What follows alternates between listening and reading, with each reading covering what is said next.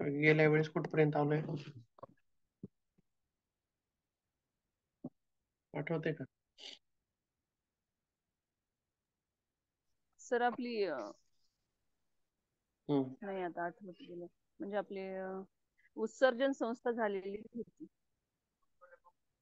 उत्सर्जन संस्था संपलेली आहे आणि त्याच्यानंतर आपण नर्वस सिस्टम म्हणजे मज्जा संस्था बघत होतो.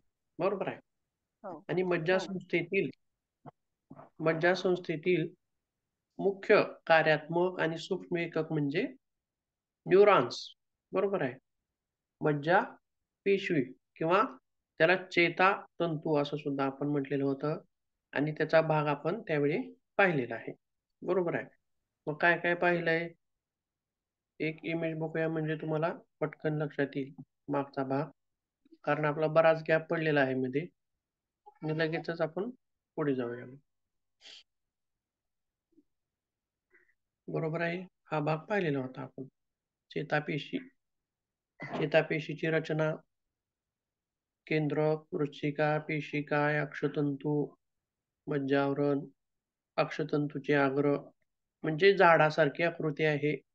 वरचा भाग म्हणजे फांद्यांसारखा, मधला खोडासारखा आणि खालचा भाग म्हणजे मुळांसारखा. अशा प्रकारे आपण चेतापेशीची रचना आणि तिचं कार्य काय असतं, चेतापेशीचे वेगवेगळे प्रकार काय आहेत, ते पण आपण गेल्या वेळी बघितलेलं आहे.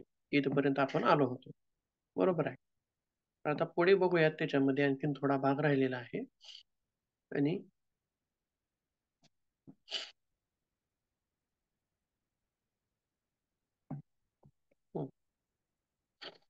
बघा, चेतापेशीचे कार्यानुसार काही प्रकार पाहिले होते आणि रचनेनुसार सुद्धा काही प्रकार पाहिले होते. तर कार्यानुसार संवेदी चेतापेशी, प्रेरक चेतापेशी आणि सहयोगी चेतापेशी असे प्रकार बघितलेले होते. संवेदी चेतापेशी काय कार्य करत होत्या? तर संदेशाचं वहन अवयवाकडून मेंदूकडे करत होत्या. आणि पुढचा जो आहे प्रेरक पुढचा प्रकार तो आहे संदेशांचं वहन मेंदूकडून अवयवाकडे करत होता. आणि सहयोगी ज्या चेतापेशी आहेत, त्या पेशी मात्र दोन्ही पेशींसारखं कार्य म्हणजे अवयवाकडून मेंदूकडे संदेश नेणं आणि मेंदूकडून अवयवाकडे संदेश नेणं असे दोन्ही प्रकारचे कार्य सहयोगी चेतापेशी करत होत्या. बरोबर आहे. आपण इथपर्यंत गेल्या वेळेस पाहिलेला आहे. आता पुढचा भाग काय होता? तर चेतापेशी ही जर एकदा का मृत झाली तर पुन्हा निर्माण होत नाही व त्या विभागाची कार्य बंद पडते. बरोबर आहे. पूर्वी पण मी सांगितलेलं आहे, शरीरामध्ये प्रत्येक ठिकाणी प्रत्येक अवयवाला तीन तीन नसा पोचलेल्या असतात. एक रक्त वाहून नेणाऱ्या, रक्त वाहून आणणाऱ्या आणि एक संवेदना देणाऱ्या. बरोबर आहे. जर समजा डोळ्याकडे संवेदना वाहून नेणारी चेतापेशी जर मृत झाल्या तर डोळ्याचं कार्य बंद पडतं. बरोबर आहे. किंवा जर एखादी चेतापेशी मृत पावली तर ती पुन्हा जिवंत होत नाही, असं त्याचा प्रकार आहे. आणि यांचा जो रंग आहे तो कसा आहे? पिवळट करड्या अशा स्वरूपाचा रंग आहे. मग यांचं कार्य काय आहे बघूयात थोडक्यात. आता सर्वच प्रकारच्या पेशींबद्दल आपण बघूया. तर मज्जातंतू हे संवेदना ग्रहण व वहन करण्याचे काम करतात. बरोबर आहे. त्यासोबत मेंदूंच्या आज्ञांचे वहन करणे, त्यासोबत डेंड्रॉनकडून संवेदना पेशीकडे आणल्या जातात व मज्जातंतू म्हणजे ॲक्झॉनकडून त्या पुढे पाठवल्या जातात. बघा, डेंड्रॉन म्हणजे कुठला भाग? मुळासारखा भाग होता बघा.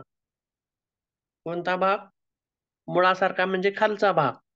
त्याच्याकडून संवेदना ग्रहण केल्या जातात खालच्या भागातून आणि ॲक्झॉनकडून पुढे पाठवल्या जातात. बरोबर आहे. तर एक छोटीशी इमेज बघूया आपण परत ह्याच्यामध्ये.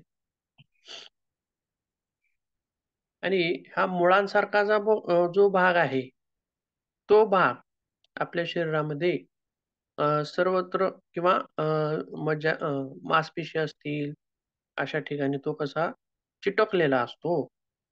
बघा याच्यामध्ये आपल्याला पाहता येईल. बरोबर आहे. मुळांसारखा जो भाग आहे. आता खाली बंडल स्वरूपामध्ये जे आहे लाल कलरचं, ते काय आहे? मांसपेशी आहे. Muscle fibre. बरोबर आहे. आणि त्या मांसपेशीला त्या मुळांचा जो भाग आहे, मुळांची जी टोकं आहेत, चेतापेशीच्या मुळाची टोकं काय झालेली आहेत? चिटकलेली आहेत. बरोबर आहे. मी अशी रचना सर्व शरीरभर असते. मग जर समजा आपल्या त्वचेला पोळलं, तर लगेचच ही टोकं काय करतात? त्या संवेदना ग्रहण करतात. बरोबर आहे. मग अशाच प्रकारे सर्वत्र त्या संवेदना ग्रहण केल्या जातात.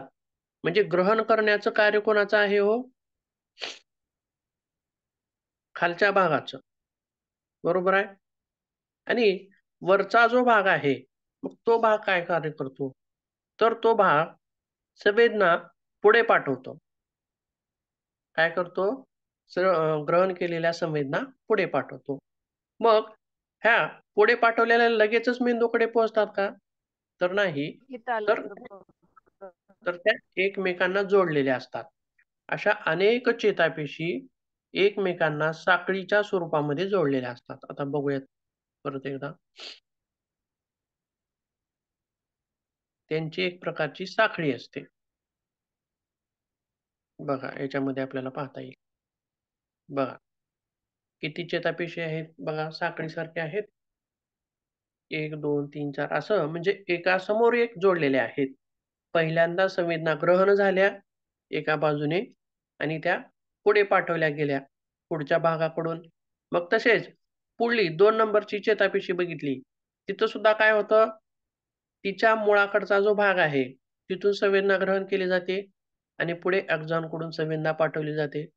परत पुढची चेतापेशी त्याच्या मुळाकडून संवेदना ग्रहण करते आणि टोकाकडून संवेदना पाठवते. अशा प्रकारे हे कार्य चालत जातं आणि कुठपर्यंत पोहोचतं? कुठं जाऊन पोहोचतं? तर हे कार्य किंवा या संवेदना आपल्या मेंदूपर्यंत पोहोचवल्या जातात. अशी ही रचना असते.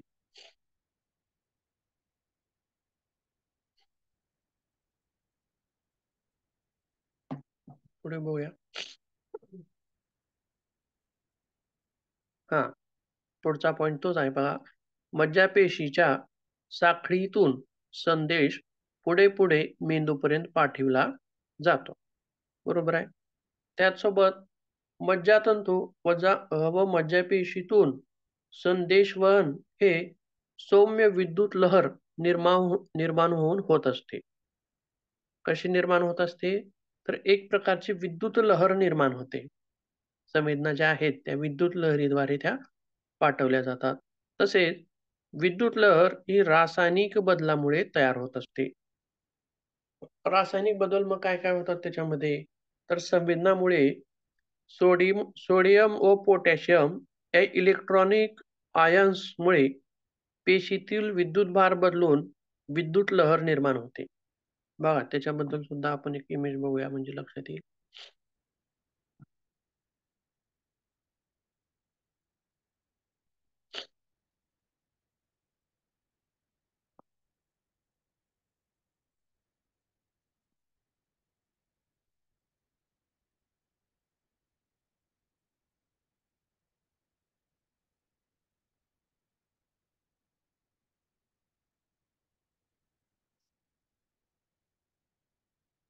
ठीक आहे. बहुतेक इमेज डाउनलोड झाली नाही ती.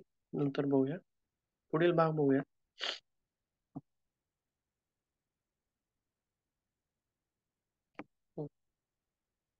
या आयन्समुळे विद्युतभार निर्माण होतो. जसा इलेक्ट्रिक करंट तारांमधून वहन होतो, त्याचप्रमाणे या संवेदना सुद्धा एका विद्युत लहरीद्वारे या पसरल्या जातात किंवा पुढे-पुढे जातात. त्यासोबत पुढे काय म्हटलंय? संदेश वहनाचा हा जो वेग आहे, तो 3 ते 15 मिनिटामध्ये 3 ते 15 मीटर प्रति सेकंद इतका असतो. बघा, पोळलेला आपल्याला किती सेकंदामध्ये लक्षात येतो हो? एका सेकंदात लक्षात येतं. बरोबर आहे. एका सेकंदापेक्षा सुद्धा अर्ध्या सेकंदामध्ये आपल्याला लक्षात येतं. म्हणजे संदेश वहनाचा वेग किती आहे? 13 ते 15 3 ते 15 मीटर प्रति सेकंद. याप्रमाणे संदेश वहनाचा वेग असतो. तसेच आता ही जी माहिती आहे, ही सर्व माहिती कशाबद्दल झाली? चेतापेशीबद्दल माहिती झाली. आणि चेतापेशी म्हणजे काय? तर संस्थेचा कार्यात्मक आणि सूक्ष्म एकक आहे. चेतासंस्था चेतापेशींपासून निर्माण झालेली आहे. म्हणून आपल्याला चेतापेशीची माहिती घेणं गरजेचं होतं. बरोबर आहे. मग आता पुढे बघूया. तर चेतासंस्था. आता आपण चेतासंस्थेकडे आलो आहोत. तर मानवी चेतासंस्थेचे 2 प्रकार पडतात. मुख्य 2 प्रकार पडतात. तर त्याच्यामध्ये एक आहे मध्यवर्ती चेतासंस्था आणि दुसरी आहे परिघीय चेतासंस्था. याच्याबद्दल एक चार्ट बघूया आपण. चेतासंस्थेचे किती प्रकार होतात? मुख्य 2 प्रकार. याच्यामध्ये आपल्याला पाहता येईल बघा. वर जो आहे वरच्या बॉक्समध्ये काय नाव दिलेलं आहे? Nervous system. बरोबर आहे. त्याच्यानंतर त्याचे 2 भाग केलेले आहेत. इकडच्या कप्प्यामध्ये नाव आहे सेंट्रल नर्व्हस सिस्टम म्हणजे मध्यवर्ती आणि दुसरा भाग आहे पेरिफेरल नर्व्हस सिस्टम म्हणजे परिघीय चेतासंस्था. हे 2 मुख्य भाग झाले. आलं लक्षात. आता त्याच्यानंतर मग त्याचे आणखीन भाग होतात. आणखीन भाग पडतात. तर आपल्याला पहिल्यांदा सेंट्रल नर्व्हस सिस्टमचा भाग बघायचा आहे. म्हणजे मध्यवर्ती चेतासंस्थेचा भाग बघायचा आहे. तर मध्यवर्ती चेतासंस्थेमध्ये काय-काय आहे? स्पायनल कॉर्ड आहे, ब्रेन आहे. बरोबर आहे. त्यानंतर ब्रेनच्या परत त्याच्यामध्ये प्रकार दाखवलेले आहेत किंवा त्याचे वेगवेगळे भाग दाखवलेले आहेत. ते आपण पुढे बघूयात. तर यापूर्वी आपल्याला फक्त या 2 गोष्टी महत्त्वाच्या लक्षात घ्या. एक सेंट्रल नर्व्हस सिस्टम आणि पेरिफेरल नर्व्हस सिस्टम या 2 महत्त्वाच्या मुख्य भाग त्याचे. तर मध्यवर्ती चेतासंस्थेबद्दल माहिती बघूया आपण.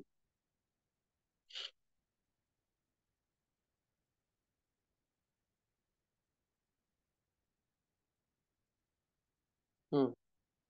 पहिला प्रकार मध्यवर्ती चेतासंस्था याला सेंट्रल नर्व्हस सिस्टम असं सुद्धा म्हणायचं आहे.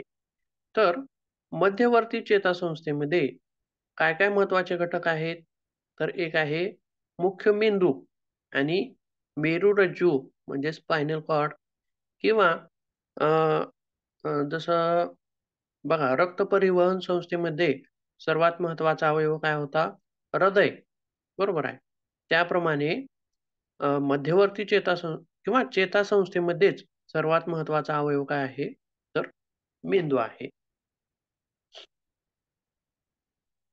याची रचना कशी आहे बघूया एकदा. याच्यामध्ये पाहता येईल आपल्याला बघा. हं. सेंट्रल नर्व्हस सिस्टममध्ये काय-काय आहे? ब्रेन आणि स्पायनल कॉर्ड किंवा आणखीन एक इमेज पाहिल्यास आपल्याला लक्षात येईल.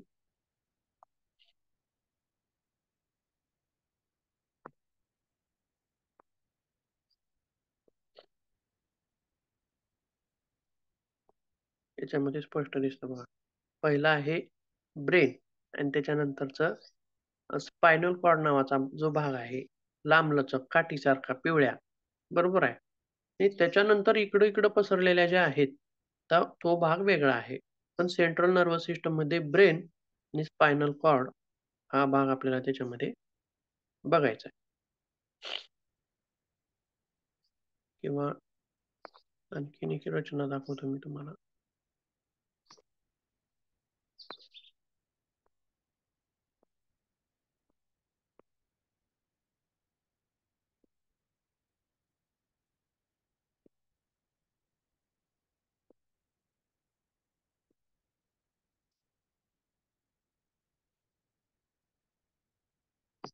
हं,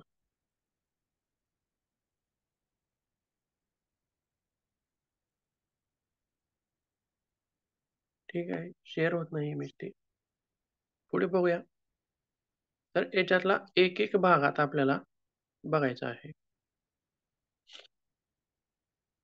हं. तर त्याच्यातील महत्त्वाचा भाग म्हणजे मेंदू. मेंदूबद्दल बघूया आपण सर्वात पहिल्यांदा. त्याच्यानंतर पुढील भाग.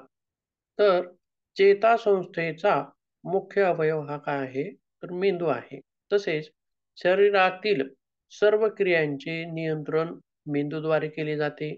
म्हणजे बघा, आता मास्टर आहे शरीराचा, मास्टर कोण आहे हो? किंवा सर्कसमध्ये बघा, सर्कसमध्ये सूचना देणारा किंवा प्राण्यांकडून एखादे कार्य करून घेणारा किंवा सर्कस करून घेणारा, त्याला काय म्हटलं जातं हो? माहीत आहे का तुम्हाला?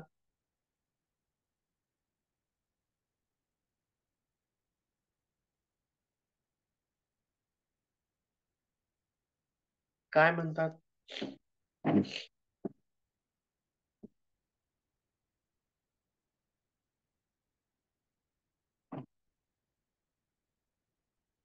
2 रोल असतात बघा सर्कसमध्ये. एक जोकर असतो आणि एक मास्टर असतो. आणि हा जो मास्टर आहे, तो आता समजा कुत्र्याला शिडी चढवायला लावायची आहे. तर तो जशा सूचना देईल, तो मास्टर जशा सूचना देईल, तसं ते कुत्रं कार्य करतं किंवा शिडी चढण्याचं काम करतं किंवा उडी मारण्याचं काम करतं किंवा डब्यावर उभारण्याचं काम करतं.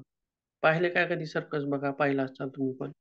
म्हणजे ब्रेन हा काय आहे, तर सर्व शरीरांना सूचना देणारा किंवा सर्व शरीराकडून कार्य घडवून आणणारा, अशा वेगवेगळ्या गोष्टींवर नियंत्रण ठेवणारा हा कोण आहे? मास्टर कोण आहे शरीराचा? तर मास्टर हा मेंदू आहे. सर्व क्रियांचे नियंत्रण मेंदूद्वारे होते. त्याचसोबत आता पुढे पाहायला गेलं तर मेंदूचं स्थान काय आहे? मेंदू कुठे असतो? तर याचं स्थान काय सांगितलेलं आहे? तर मानवी मेंदू हा कवटीमध्ये स्थित असतो. कवटी कुठं असते? डोक्यामध्ये, बरोबर आहे. आणि सुरक्षित असतो. बघा, मानवी मेंदूला सुरक्षा किती महत्त्वाची दिलेली आहे, अतिशय महत्त्वाची. मेंदू म्हणतो कवटी हा किती अतिशय कठीण असा पदार्थ आहे, बरोबर आहे. कवटी कधी फुटते का हो?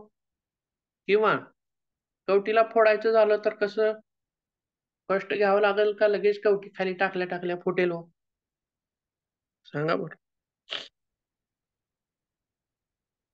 कष्ट घ्यावं लागेल, कडक असती कवटी. बरोबर आहे. अतिशय अशी मजबूत असते. त्याच्यावरती ह्याचे घाव जरी घातले हातोड्याचे, तरी सुद्धा ती लवकर फुटत नाही. म्हणजे फोडण्यासाठी सुद्धा कष्ट घ्यावे लागतात. इतकी अशी मजबूत ही कवटी असते आणि अशा मजबूत कवटीमध्ये हा मेंदू आपला स्थिरावलेला असतो. मग फक्त या कवटीचंच संरक्षण तिला असतं का? तर ते आपल्याला पुढे बघायचं आहे. तर मानवी मेंदूच्या सुरक्षेसाठी मेंदूभोवती 3 पदरी आवरण असते. 3 पदरी आवरण असते. मग कोणकोणते आवरण आहे? ड्युरा मॅटर आहे, अर्कॉइड मॅटर आहे, पिया मॅटर आहे. अशी वेगवेगळे आवरणं आहेत. बघूया एकदा इमेजमध्ये.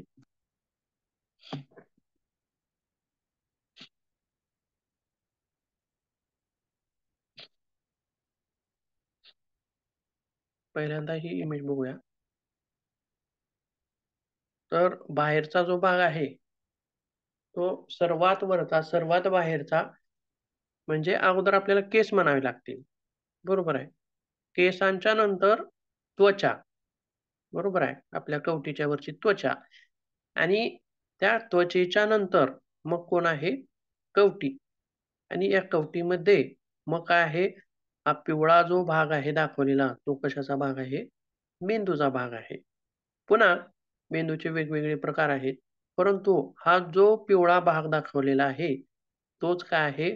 मुख्य मेंदू आहे. बरोबर आहे. काय आहे? मुख्य मेंदू. मेंदूचा भाग आपल्याला पुढे बघायचा आहे. त्यापूर्वी आपण कवटीमध्ये कशी संरचना आहे त्याच्याबद्दल आपण बघूयात. सुरक्षेची जी संरक्षणा आहे. तर आताच आपण म्हणल्याप्रमाणे बघा याच्यामध्ये आपण पाहू शकतो.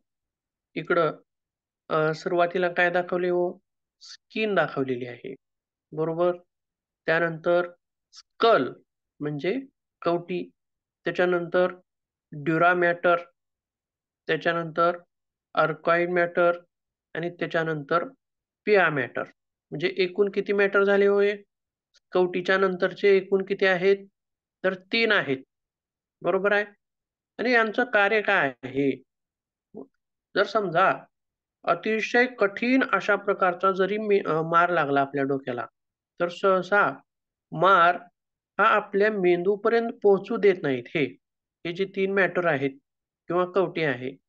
तर सुरुवातीला जर समजा आपण गाडीवरून खाली पडलो डोक्यावरती किंवा एखादं लाकूड आपल्या डोक्यामध्ये पडलं, बरोबर आहे. किंवा अतिशय कठीण अशा स्वरूपाचा आपल्या डोक्याला मार लागला, तर त्याच्यामध्ये पहिल्यांदा हा मार तो स्कल म्हणजे कवटीमध्ये तो संरक्षित केला जातो. परंतु अतिशयच जर जोराचा मार असेल, तर त्याच्या पुढे तो मार कुठं जातो? कोणापर्यंत पोहोचतो? तर ड्युरा मॅटरपर्यंत पोहोचतो. बरोबर आहे. परंतु ड्युरा मॅटर असतील किंवा हे 3 जे मॅटर असतील, हे 3 जे लेयर आहेत, तर हे काय करतात? अतिशय त्याच्यापेक्षा जर जोराचा मार असेल, तर ड्युरा मॅटरपर्यंत जातो. त्याच्यापेक्षा जोराचा मार असेल, तर आर्कॉइड आणि त्याच्यापेक्षा अतिशय जोराचा मार असेल, तर मात्र पिया मॅटरपर्यंत जातो. असे हे शॉक ऑब्झर्व्हर आहेत. शॉक काय करतात? जसं शॉक ऑब्झर्व्हर राहतं बघा गाडीला, तशा प्रकारे हे आपल्या मेंदूचे शॉक ऑब्झर्व्हर आहेत. परंतु याच्यापेक्षाही अतिशय जोराचा जर मार लागला, की तिन्ही लेयर ओलांडून जर मार आतपर्यंत पोहोचला, मेंदूपर्यंत पोहोचला, तर मेंदूला मार लागणं ही अतिशय गुंतागुंतीची बाब असते आणि व्यक्तीचा तात्काळ मृत्यू देखील त्या ठिकाणी होऊ शकतो. पुढे बघूयात. आणि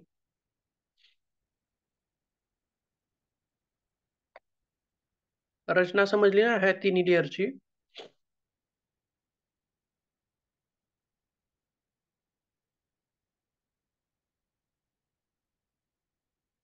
रचना समजली का तिन्ही लेयरची आपल्याला?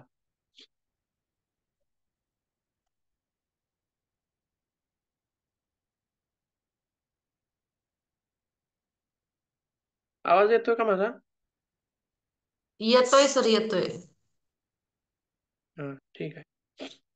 तर ड्युरामॅटर याला बाह्य आवरण असं सुद्धा म्हटलं जातं आणि ते आवरण कवटीला लागून किंवा कवटीला आतमध्ये चिटकून असतं.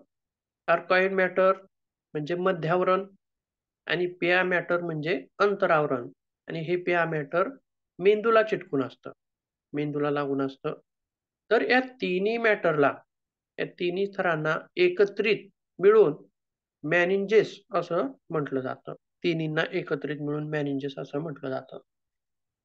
त्याच्यानंतर आणखीन एक अतिशय महत्त्वाची गोष्ट म्हणजे काय आहे, तर सेरिब्रोस्पायनल फ्लुइड किंवा यालाच काय म्हटलं जातं, एक प्रकारचा द्रव आहे. हा काय आहे? एक प्रकारचा द्रव आहे आणि तो आपल्या मेंदूच्या अवतीभोवती पसरलेला असतो आणि हा द्रव सुद्धा काय करतो, तर तो आपल्या मेंदूचं संरक्षण करतो, मारापासून संरक्षण करतो.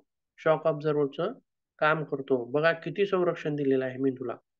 झेड सिक्युरिटी म्हणल्यासारखं, बरोबर आहे. मग याचं कुठं आहे स्थान? तर अंतरावरण व मध्यावरण या दोघांच्या मध्ये किंवा तसेच मेंदू या द्रवामध्ये तरंगत असतो. काय करत असतो या द्रवामध्ये तो? तरंगत असतो किंवा सेरिब्रोस्पायनल फ्लुइड जे आहे, ते कशा पद्धतीने आपल्या मेंदूभोवती पसरलेला असतो ते आपण बघूया.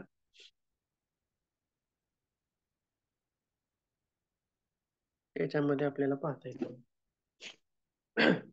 निळ्या कलरचा जो भाग आहे, निळ्या कलरचा मेंदूच्या अवतीभोवती आजूबाजूने जो दाखवलेला आहे, तो काय आहे? सेरिब्रोस्पायनल फ्लुइड एक प्रकारचं द्रव आहे आणि या द्रवामध्येच मेंदू काय करत असतो? तरंगत असतो किंवा हा द्रव सुद्धा एक संरक्षण देण्याचं कार्य करत असतो. जर समजा या द्रवामध्ये किंवा या द्रवाची आणखीन काय कार्य आहेत? बघूया. या द्रवाची आणखीन कार्य काय आहेत? तर मेंदूचे पोषण म्हणजे मेंदूला पोषण देणं, तसेच मेंदूतील दाब बघा प्रत्येक अवयवावरती एक प्रकारचा विशिष्ट दाब असतो तो नियंत्रणात असणं गरजेचं असतं.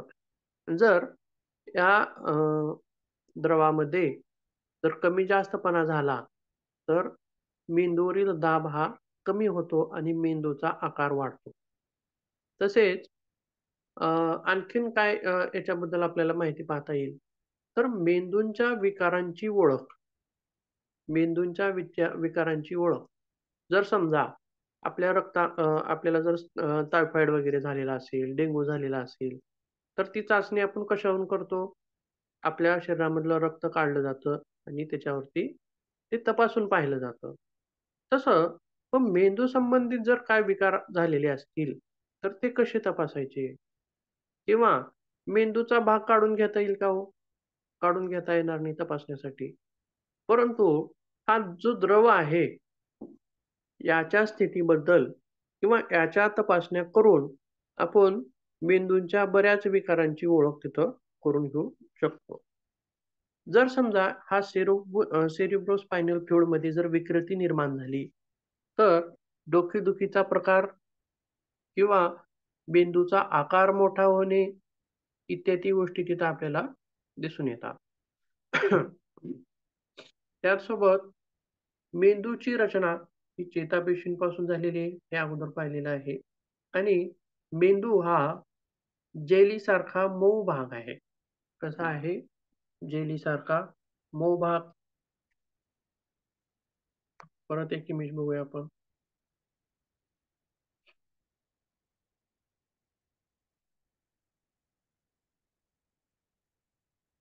बघा, अशा स्वरूपाचा आपला मेंदू आहे.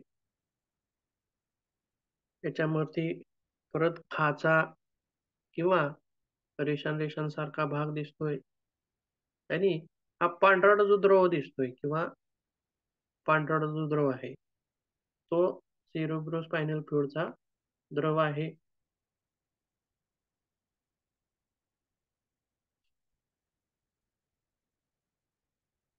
हं. तसेच मग मेंदूच्या वजनाबद्दल पाहायला गेलं, तर जवळपास 1300 ते 1400 म्हणजे 1.5 किलोच्या आसपास. बरोबर आहे. 1300 ते 1400 ग्रॅम इतकं वजन, सरासरी वजन आपल्याला मेंदूचं, तेही प्रौढ पुरुषामध्ये किंवा प्रौढ स्त्रियांमध्ये ज्या पूर्ण विकसित झालेल्या आहेत, अशांमध्ये इतकं वजन आपल्याला तिथं दिसून येतं. आणि शरीराच्या एकूण वजनाच्या भागापैकी 2% वजन हे मेंदूचं भरत असतं. आणि मेंदूचं जर आकारमान पाहायला गेलं, तर साधारणतः पुरुषामध्ये 1260 घनसेमी इतकं त्याचं आकारमान आहे आणि स्त्रियांमध्ये हे साधारणतः 1130 घनसेमी इतकं आकारमान आहे. म्हणजे पुरुषामध्ये मेंदूचं आकारमान हे थोडंसं जास्त आहे आणि स्त्रियांमध्ये मेंदूचं आकारमान हे कमी आहे, थोडंसं छोटं आहे. बरोबर आहे. तसंच बरेच आपण प्रकार पण बघितलेले आहेत. त्याच्यामध्ये पुरुषांमध्ये थोडंसं जास्त प्रमाण आणि स्त्रियांमध्ये थोडंसं कमी प्रमाण, असं आपण बरेच ठिकाणी बरेच वेगवेगळे अवयव पाहताना तिथं पाहिलेलं आहे. त्याचसोबत मेंदू हा सर्व प्राण्यांच्या तुलनेत सर्वात विकसित अशा प्रकारचा आहे. बघा, आता कुत्रा असेल, मांजर असेल, हरण असेल, वाघ असेल किंवा इतर कुठलेही प्राणी असतील, जीवजंतू असतील, माकड असेल, तर ह्या सर्व प्राण्यांच्या तुलनेमध्ये मानवी मेंदू हा अतिशय प्रगत असा आहे किंवा अतिशय विकसित असा आहे. जर समजा जर माकडांना जर बुद्धी असती किंवा माकडांचा मेंदू विकसित असता, तर त्यांनी सुद्धा घरं बांधली असती. त्यांचं सुद्धा गाव असतं, बरोबर आहे.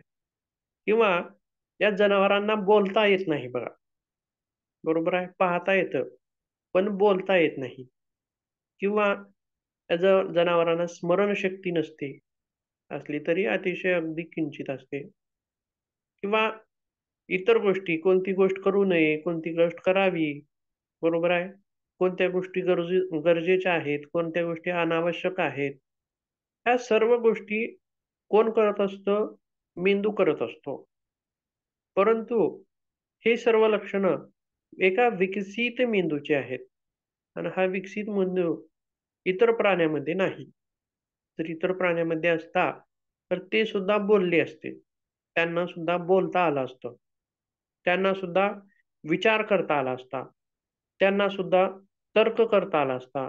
त्यांना सुद्धा स्मरण ठेवता आलं असतं. स्मरणशक्ती असती.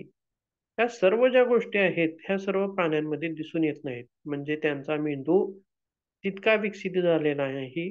अविकसित अशा स्वरूपाचा आहे. बरोबर आहे. त्याचसोबत बघा, आपल्या ह्याच्यामध्ये सामाजिक ज्या गोष्टी आहेत, हा माझा भाऊ आहे, हा वडील आहे, ह्या आई आहे, बरोबर आहे, मित्र-मैत्रिणी आहेत, असं असेल किंवा या गोष्टी प्राण्यामध्ये असतात का हो?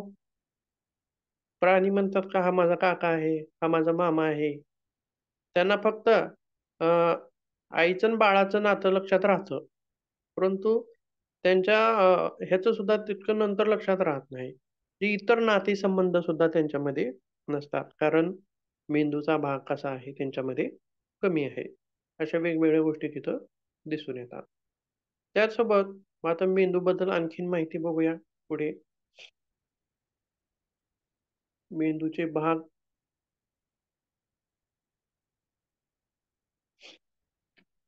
हां, आता मेंदूचे भाग बघूयात. मेंदूचं स्थान बघितलं कुठं आहे, मेंदूचं संरक्षण कशाप्रकारे होतं ते बघितलं, मेंदूचा रंग बघितला, मेंदूचं वजन बघितलं, मेंदूचं आकारमान बघितलं. आता त्याच्यानंतर मेंदूचे वेगवेगळे भाग काय आहेत ते आपल्याला बघायचे आहेत. तर मेंदूच्या भागामध्ये मोठा मेंदू तर मुख्य मोठा मेंदू, लहान मेंदू, मध्य मेंदू, मज्जासेतू, लंबमज्जा, मज्जारोधू असे वेगवेगळे भाग आपल्याला तिथं पाहता येतात. तर त्याच्यामध्ये बघूयात एकदा इमेजमध्ये.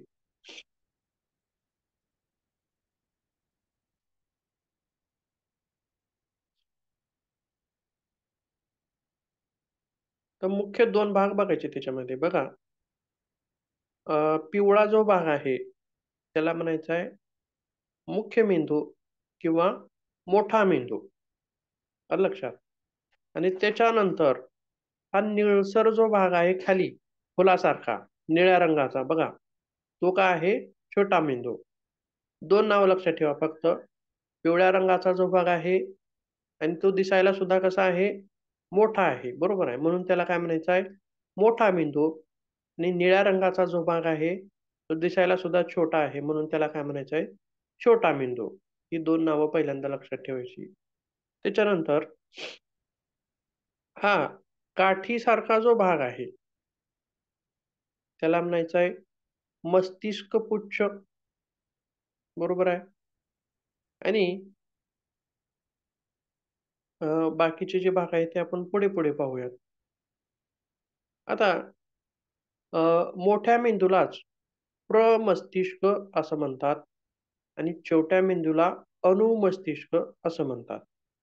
त्यासोबत मोठ्या मेंदूचे परत मुख्य 2 भाग होतात.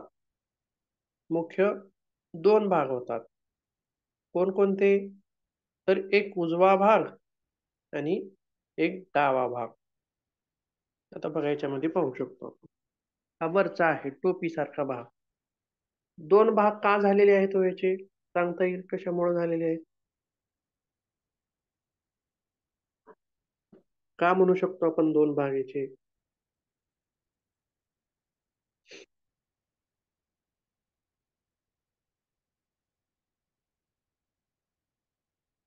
सांगता येईल काही?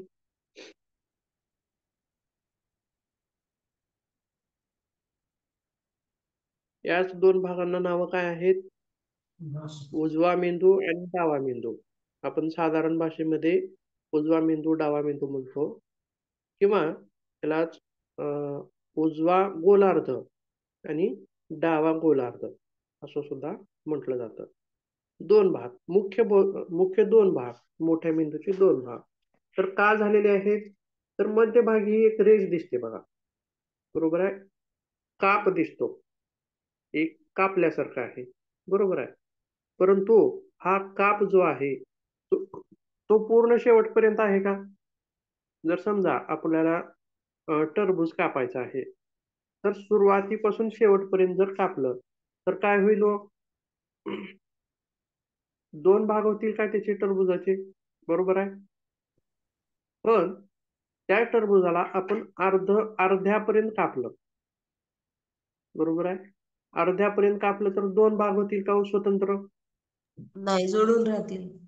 बरोबर आहे. तशा स्वरूपात मेंदूची सुद्धा रचना तशीच आहे. हा मधला जो काप आहे तो काप कसा आहे? अर्धवट काप आहे, पूर्ण काप नाही, अर्धवट काप आहे.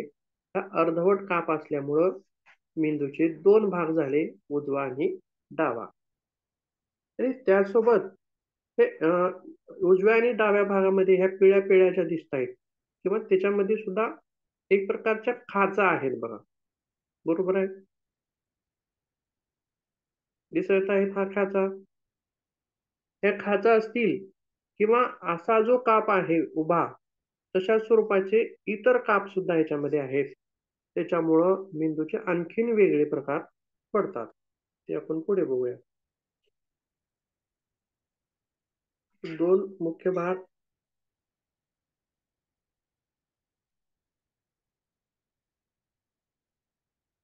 हा, बरोबर आहे. मोठा मेंदू हा भाग आपण बघत आहोत. तर मोठा मेंदूलाच आपण प्रमस्तिष्क असं म्हणलं किंवा त्यालाच इंग्रजीमध्ये सेरिब्रम असं सुद्धा म्हणतात किंवा यालाच मुख्य मेंदू असं सुद्धा म्हटलं जातं. आणि आकारमानाने सुद्धा हा मोठा आहे. त्यासोबत याचं हे स्थान कसं आहे? तर वरच्या बाजूस आणि पुढील बाजूस. वरच्या बाजूस म्हणजे कवटीला लागून, बरोबर आहे.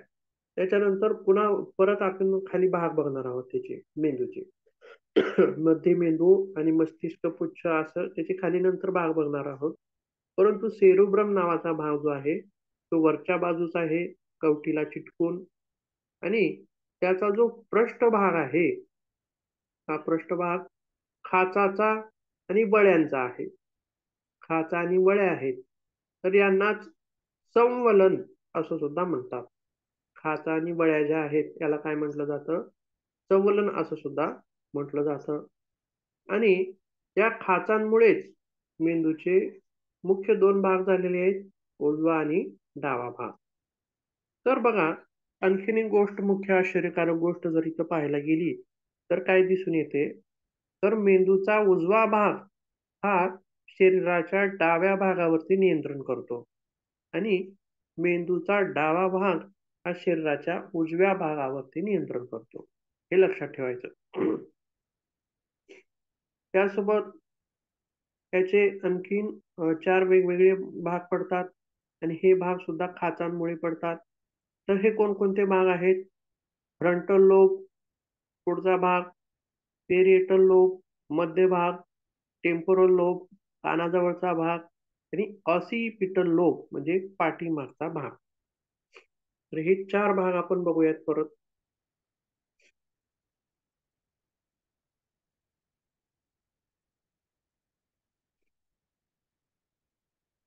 बघा, याच्यामध्ये रंगामध्ये सुद्धा आपण लवकर लक्षात येतं बघा. भगव्या रंगाचा म्हणजे फ्रंटल लोब. आता हे चार भाग एकाच मेंदूचे आहेत, म्हणजे प्रमस्तिष्काचे, बरोबर आहे. छोटा मेंदू तर खाली राहिला बरं का, तो वेगळा भाग राहिला. तर हे भाग सर्व कशाचे आहेत? मोठ्या मेंदूचे आहेत. म्हणजे हा टोपी सारखा जो भाग आहे या टोपी सारख्या भागाचे आहेत. त्याच्यामध्ये फ्रंटल लोब भगव्या रंगाचा म्हणजे पुढला, समोरचा. टेम्पोरल लोब म्हणजे कानापासला भाग, करड्या रंगाचा. आणि पेरिएटल लोब म्हणजे मध्य भाग, मेंदूचा वरचा आणि मध्य भाग. आणि ऑसिपिटल लोब पिवळ्या रंगाचा, तो मानेकडचा भाग म्हणजे मागचा भाग, बरोबर आहे. असे एकूण चार भाग आपण इथं मुख्य चार भाग पाहू शकतो. आणि या वेगवेगळ्या भागांचे कार्य सुद्धा वेगवेगळे आहे. कार्य सुद्धा कसं आहे? वेगवेगळं आहे. बघूया पुढे.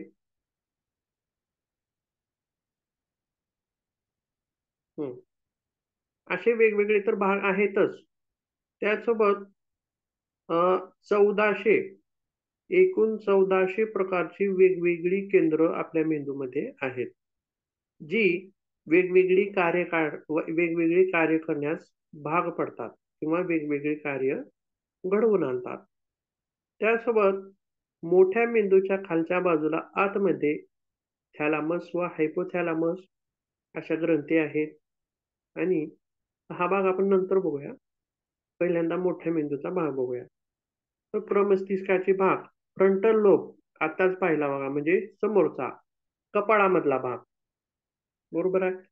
मग कपाळामधील भाग जो आहे त्यालाच मराठीमध्ये ललाटपाली असं म्हटलं जातं.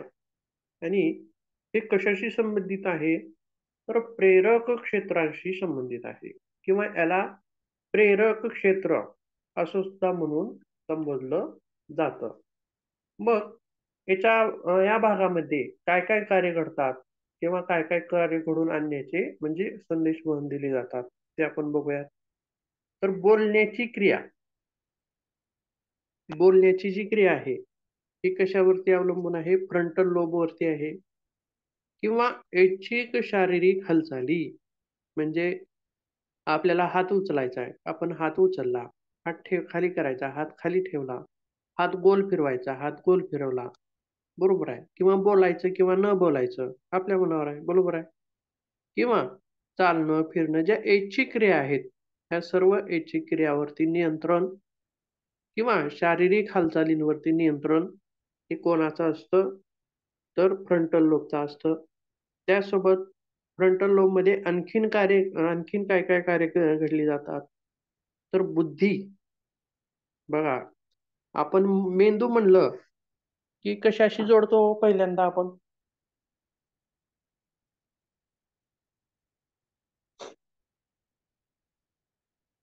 मेंदू म्हणलं की कशाशी जोडतो आपण, जोड कशाला देतो त्याशी, कशाशी संबंधित आहे, तर बुद्धी म्हणतो, बरोबर आहे. बुद्धीशी संबंधित आहे. आणि हा बुद्धी नावाचा जो प्रकार आहे तो कोण्या भागावर आहे, म्हणजे त्याचं कार्य कसं घडतं, कोण्या भागातून घडतं, तर फ्रंटल लोब मध्ये घडतं. त्यासोबत बुद्धिमत्ता, आणखीन स्मरणशक्ती, एखादी गोष्ट केलेली गोष्ट स्मरण ठेवणे, बरोबर आहे, ते सुद्धा अतिशय महत्वाचं काम आहे. जर समजा स्मरणशक्ती जर आपल्याला नसती तर आपण काल काय केलो याचं सुद्धा आपल्याला लक्षात नसतं किंवा सकाळी काय केलं हे सुद्धा आपल्या लक्षात असलं नसतं, बरोबर आहे. म्हणजे स्मरणशक्ती, त्याचसोबत मानवी मेंदूची ही स्मरणशक्ती अतिशय प्रगत आहे आणि विकसित आहे. बघा, जनावरांमध्ये आपण एकदा म्हणतो एखाद्याची जर म्हैस असेल तर ती चरायला गेली तर ती परत एकेकाच्या म्हशी काय करतात, की आपल्या घरची जी वाट आहे त्यांच्या लक्षात असते आणि ती परत आपल्या घरापर्यंत पोहोचतात, बरोबर आहे. म्हणजे यांची शक्ती कशी आहे, स्मरणशक्ती कमी प्रमाणामध्ये आहे, बरोबर आहे. परंतु मानवी स्मरणशक्ती किती मोठी आहे, ही कॉम्प्युटरपेक्षा सुद्धा अतिशय उच्च अशी प्रमाणामध्ये स्मरणशक्ती आहे. आणि या स्मरणशक्तीमध्ये बघा, मेंदूमध्ये आणखीन एक महत्वाचं कार्य कसं आहे, सर्वच्या सर्व गोष्टी ह्या सेव्ह केल्या जातात का हो, किंवा स्मरणात ठेवल्या जातात का? आपण जन्मल्यापासून आता सध्या जे वय चालू आहे, बरोबर आहे, मग आतापर्यंत सर्वच्या सर्व आपल्याला लक्षात आहे का हो?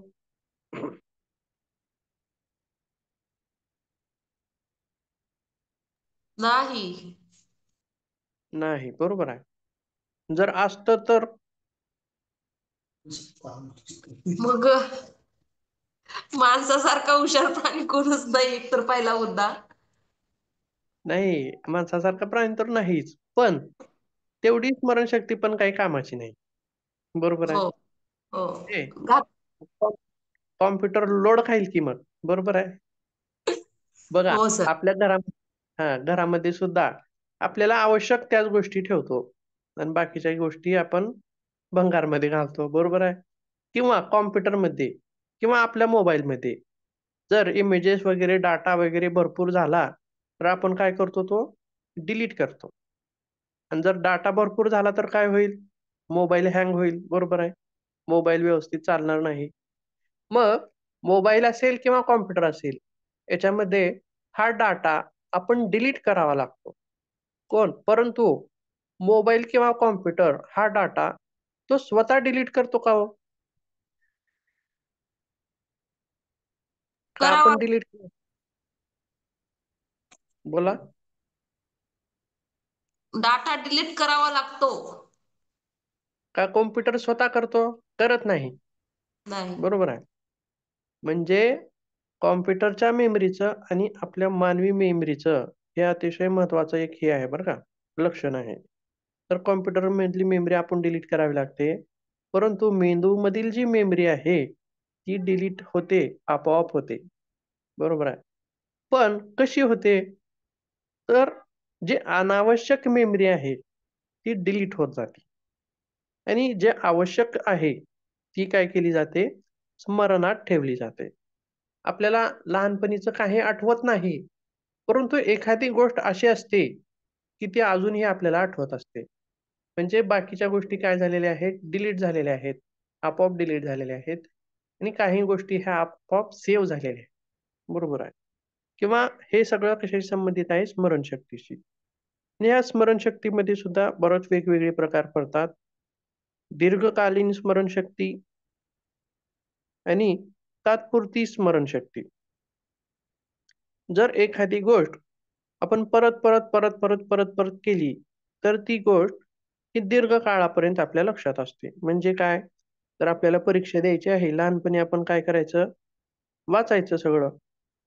परंतु एकदा वाचल्यास लक्षात राहायचं का? नाही. दुसऱ्यांदा वाचायचं, तिसऱ्यांदा वाचायचं. म्हणजे रिपिटेशन जर केलं, एखाद्या गोष्टीचं रिपिटेशन केलं, तर त्या तात्पुरत्या स्मरणशक्तीचं रूपांतर हे दीर्घकालीन स्मरणशक्तीमध्ये होत असतं. त्यासोबत विचारशक्ती, विचार करण्याची शक्ती, कल्पनाशक्ती. कल्पनाशक्ती म्हणजे काय सांगता येईल का हो? कशाला म्हणायचं? एखादी गोष्ट करायची असेल तर ती अशी होईल का तशी होईल का अशी आपल्या मनामध्ये कल्पना आणायची. कल्पना. आता समजा आपल्याला घर बांधायचं आहे. इकडच्या तर 2 खोल्या इकडं इकडं इकडं आपल्याला थोड किचन करायचं आहे, इकडं टॉयलेट करायचं आहे, इकडं बेडरूम करायचा आहे. किंवा आपल्याला भविष्यामध्ये आपल्याला ही नोकरी हवी आहे. जर ही नोकरी आपल्याला लागली, तर आपण अगोदर हे करू, ते करू, असं करू. म्हणजे ह्या सगळ्या काय आहेत? कल्पना आहेत. बरोबर आहे. आणि ह्या कल्पनाशक्ती, ही कल्पनाशक्ती सुद्धा कुठं असते? फ्रंटल लोबमध्ये असते. स्मरणशक्ती फ्रंटल लोबमध्ये आणि विचारशक्ती, एखादी गोष्ट करावी का न करावी. आता समजा अ, एका गोष्टीची 2 बाजू असतात. करायची किंवा न करायची. समजा थोडक्यात काडीपेटी आहे. तुमच्या हातात काडीपेटी दिली आहे. तर त्या काडीपेटीनं आपल्याला चूल पेटवायची आहे का एखाद्याच्या घराला आग लावायची आहे का स्वतःलाच आग लावायची आहे. ह्या सगळ्या गोष्टी कशावरती अवलंबून राहिल्या? विचार करण्यावरती अवलंबून राहिल्या. बरोबर आहे. हे सगळं काम कोण करतं? मेंदू करतं. बरोबर आहे. तसेच शहाणपण. बरोबर आहे. आणि भावना. भावना मग कोणकोणत्या आल्या? भावनामध्ये काय काय सांगता येईल? सुख आलं, दुःख आलं. बरोबर आहे. आणखीन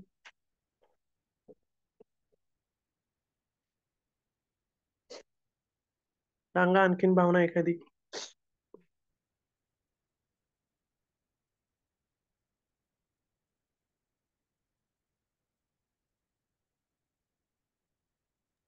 आनंद, दुःख विषयी भावना मनामध्ये येणं. हा. अशा वेगवेगळ्या स्वरूपाच्या ज्या भावना आहेत त्या सर्व फ्रंटल लोब मध्ये होतात. आणि इच्छाशक्ती, तसेच विचार,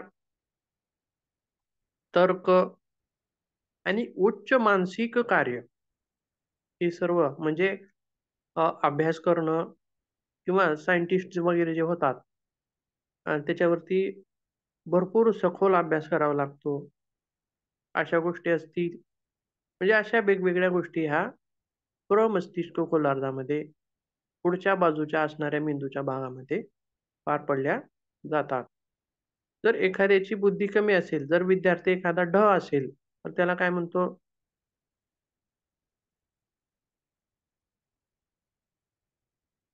बुद्धी कमी आहे का त्याची म्हणतो. किंवा जर मंद समजा मंद आपण बुद्धी. 2 विद्यार्थी मंदबुद्धी म्हणतो किंवा 2 विद्यार्थी आपण धरूयात गृहीत. एक विद्यार्थी आहे, त्याला एकदा वाचलं की सगळंच्या सगळं लक्षात राहतं. किंवा स्वामी विवेकानंदाच्या बाबतीत असं सांगितलं जायचं, की त्यांनी एकदा जर पुस्तक वाचले ते, तर त्याच्यामधलं कुठल्या जरी पेजवरलं त्यांना विचारलं तरी ते सांगायचे. आणि एखाद्या व्यक्ती अशा असतात, की 100 वेळा जरी वाचलं तरी लक्षात राहत नाही. बरोबर आहे. मग ह्याच्यामध्ये दोष कुण्या भागाचा असेल हो मेंदूच्या? समोरच्या. समोरचा जो भाग आहे. तर समजा आपण स्वामी विवेकानंदाचा हा जो समोरचा भाग आहे, तो अतिशय विकसित आहे असं आपण तिथं म्हणूयात.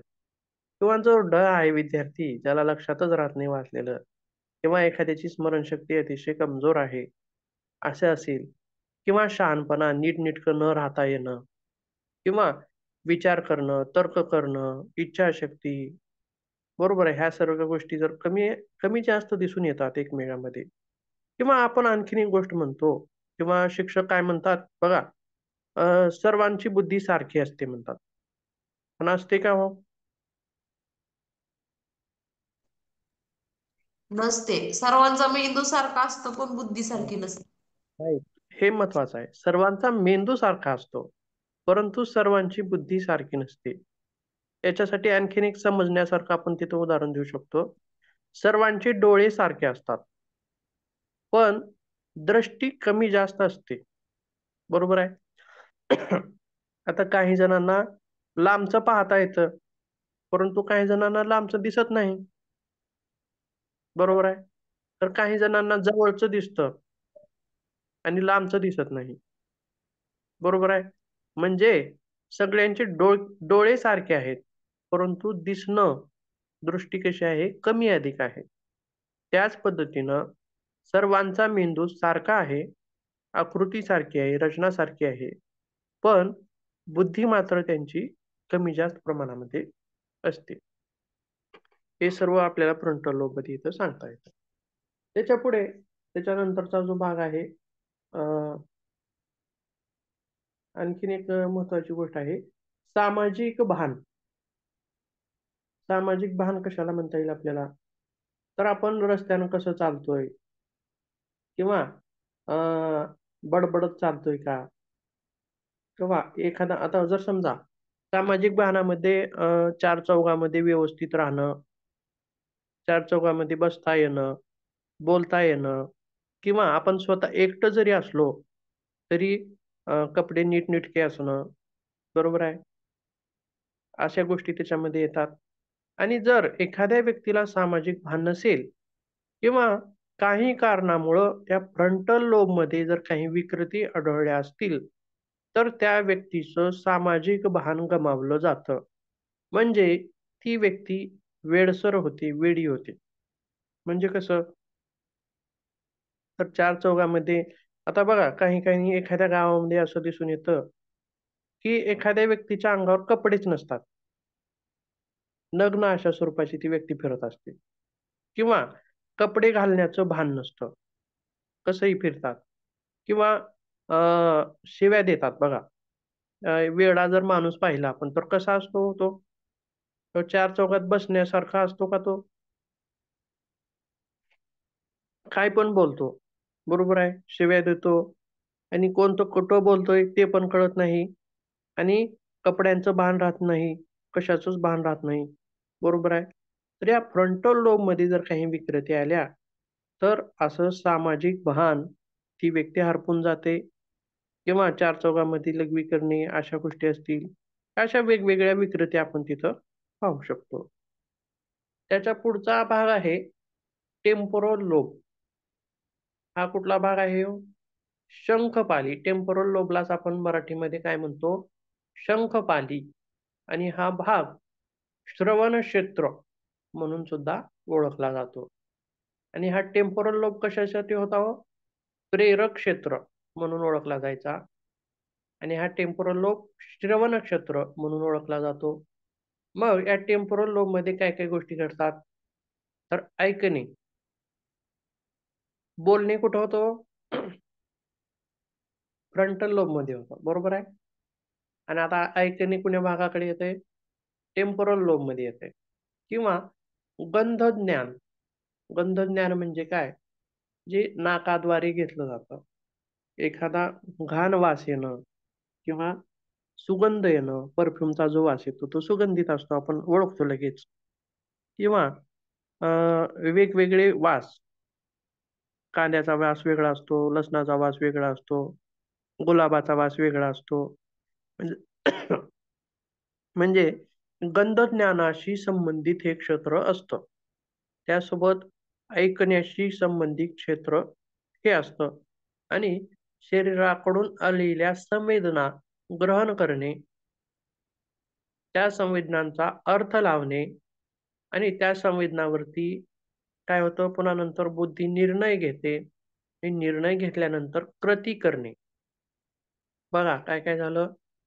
संवेदना ग्रहण करणे, संवेदनांचा अर्थ लावणे, त्यावरती बुद्धी निर्णय घेणे आणि त्यानंतर कृती करणे. आणि या कृती करण्यासाठी जे संदेश पाठवले जातात, समजा आपण वाटेने चाललेलो आहोत, बरोबर आहे. आणि वाटेने जाताना आपल्याला एक आंब्याचं झाड दिसलं. दिसल्यानंतर हे दिसलं कोणाला? डोळ्याला. म्हणजे हे संवेदना आपण लक्षात घेतली की हे आंब्याचं झाड आहे आणि खूप छान असे कैऱ्या वगैरे लागलेल्या आहेत. मग त्याचा अर्थ लावणे म्हणजे काय? आंब्याच्या झाडाला आपण चिकूचं झाड म्हणतो का हो? नाही, आंब्याचंच म्हणतो. म्हणजे ते दृश्य पाहिलं, हे आंब्याचं झाड आहे, हा अर्थ लावला. ही कैरी आहे, हे अर्थ लावली. किंवा तो आपल्याला आंबा हवा आहे. काय वाटलं आपल्या बुद्धीला? तो आंबा हवा आहे असं वाटलं. मग डोळे जाऊन आंबा घेऊन येतात का हो? नाही. नाही. तर जातो कोण? पाय पाय. जातात, चलतात पाय. बरोबर आहे. म्हणजे एखादी संवेदना ग्रहण केली, त्याचा अर्थ लावला, बुद्धीनं निर्णय घेतला. मग निर्णय काय घेतला, की आपल्याला तो आंबा आणायचा आहे, हा निर्णय झाला. पण त्याच्यानंतर ह्या सर्व आंबा आणण्याची जी कृती आहे, मग त्याच्यामध्ये काय काय उपयोगी येणार आहेत? पाय उपयोगी येणार आहेत, हात उपयोगी येणार आहेत, उडी मारण्यासाठी सुद्धा पाय उपयोगी येणार आहेत. म्हणजे ह्या ज्या ज्या कृती आहेत, ह्या कृतींचे संदेश त्या त्या अवयवांना पाठवणे, हे कार्य सुद्धा कुठं चालतं? टेम्पोरल लोबमध्ये चालतं. आता हे फक्त आंब्याशी संबंधित झालं. किंवा आपल्या समोर ताट आणून वाढलेलं आहे. मग पुन्हा विचार काय खायचं काय नाही. म्हणजे ह्या सगळ्या ज्या कृती आहेत, ह्या सर्व कुठं घडतात? तर टेम्पोरल लोबमध्ये घडतात. तर बाकीचे जे भाग आहेत 2, ते आपण उद्याच्या तासामध्ये बघूयात.